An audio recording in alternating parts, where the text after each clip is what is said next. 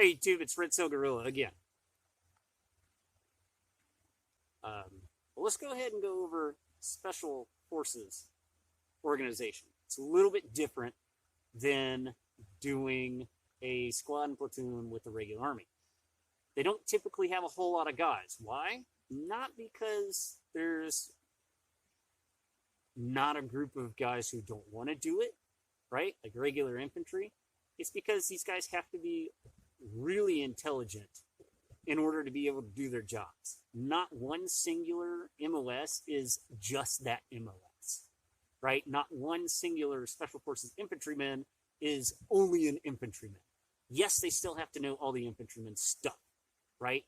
But they're working in a very small unit. Now let's bump up those rookie numbers from 9 up to 12, simply because they are excellent at working by themselves in a team that splits in half. Now, how does it split in half? Well, we're going to have a PL, who's probably a captain, right? Who is the patrol leader. He is that team leader, right? And then underneath of him, you're probably going to have the platoon, or sorry, not platoon, your team BTL, right? The secondary leader.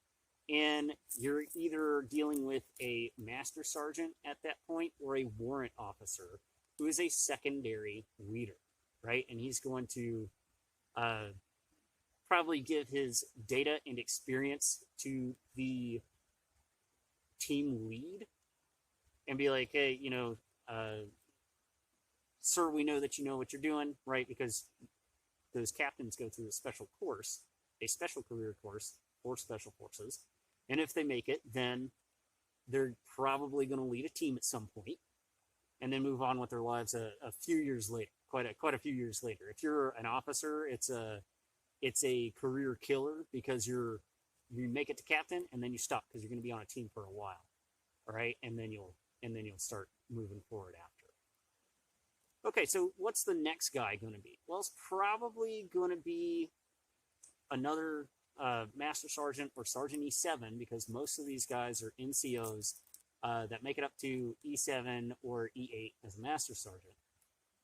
And you're going to have your dude who does operations, your S3 operations, and then an assistant who might be the 18 Fox, which is intelligence of the operations, right?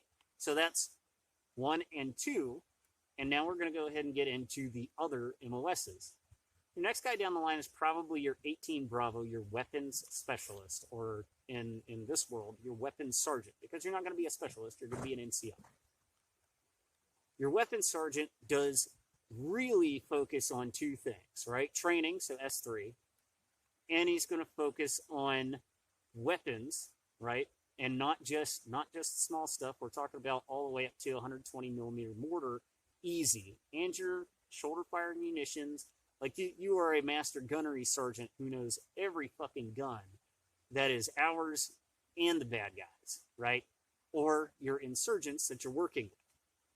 You're going to have 2 of those. You're going to have your senior Bravo and you're going to have your junior Bravo. Third guy down the line is going to be an 18 Charlie, who is a Special Forces engineer sergeant. Now, these guys kind of pull a triple duty because, yes, they blow shit up, right? So all my 12 Bravos out there blowing things up, you combat engineers. It's kind of like a combat engineer, only a super combat engineer. But not only can he blow stuff up, he can build shit too. So that's your 18 Charlie, or sorry, not your 18 Charlie. Your 18 Charlie is your 12 Bravo, and your 12 Charlie, and your 12 Echo, I think, in the engineer world.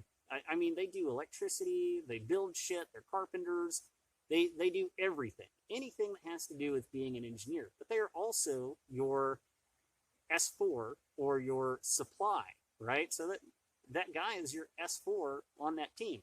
You're going to have a senior Charlie, and you're going to have a junior Charlie. What are we at now? Delta. The next guy is going to be your Delta. This is a combat medic on steroids, right? So it's your 68 Whiskey, only this dude can perform field surgeries. He's also your S1, so not necessarily intelligence gathering, but he helps out the Fox in intelligence gathering because as that records keeper, which is what S1 does, is your personnel records keeper and all that stuff, doing the medicine, it is very easy for him to go into a town or go into a village. Hey, we're here to do HA, which is humanitarian aid. We're here to do HA, and we're going to help you out, right? We're going to give vaccines as much as we can, as much as we have, and we're going to help you guys in not being nasty, right? Because they don't just do the medicine, they also do the field hygiene stuff, right? They also keep their guys pretty strong. They know exactly which supplements they need to be pumping into their warfighters in order to keep their men strong. And I won't necessarily say that he's the guy coming up with the workouts, right? But the supplements, any of the stuff that you need in order to be stronger than the enemy, probably going to want to talk to him because he knows about it. And I honestly haven't seen one that's not jacked, right? They know what they're talking about typically. So like I said, this is your field surgeon. This is your medical special guy, right? Now let's move on to the last homie. And we've gone through 6 things for both of them, right? You have your primary, alternate, right? Your primary lead, your secondary lead. Your primary intelligence guy, your secondary intelligence guy, right? Your S2. Your primary trainer and weapons fighter, your secondary primary trainer and weapons fighter, right? Your primary engineer, your secondary engineer. Your primary medic, your secondary medic, right? All right. And the last guy is going to be your Echo. This guy is a communication specialist. And last time I heard, they also got taught to complete ethical hacking, which is your electronic warfighter, right? So not only can he make sure that you can talk back to base, or make sure that you can talk back to mission control or whatever, which is, it's kind of one of those things that's weird anyway, because yeah, they might talk back to a fob, but a lot of these teams used to, at least in the beginning of the Afghan war, they came up with their missions because you would go conduct a mission and then you would say, oh, hey, we found out this mission led on to our next follow-on mission. We'll go back to base and regroup, maybe. Or if it's like a time-sensitive thing, you automatically, oh, okay, cool, we're here now, let's leave, right? Let's go to the next area, and we found a really bad guy. He's not going to be in that area for very long. We found out where the HVT is, some bomb maker or something. We're going to go fucking right. So that kind of thing. So what are these teams designed for? Well, they have 12 missions, and I'm not going to get into that. But at least what used to be the main mission wasn't necessarily direct action. That's what Rangers are for. What used to be the main mission, if it's not anymore, and, you folks can correct me, I'm probably not even going to read it or give a shit about it, is train guerrillas. They are going to train other fighters how to be that regular military force. So yeah, they could train them to be like them, but honestly, 12 homies running around in the world all by themselves aren't going to do a whole heck of a lot. So what they need to do is find folks who are sympathetic to their cause and teach those folks how to be their own war fighters, how to be their own police forces, and how to be their own military forces, right? So are you, as the guerrilla, are you going to be able to do that as Red Cell? Probably not.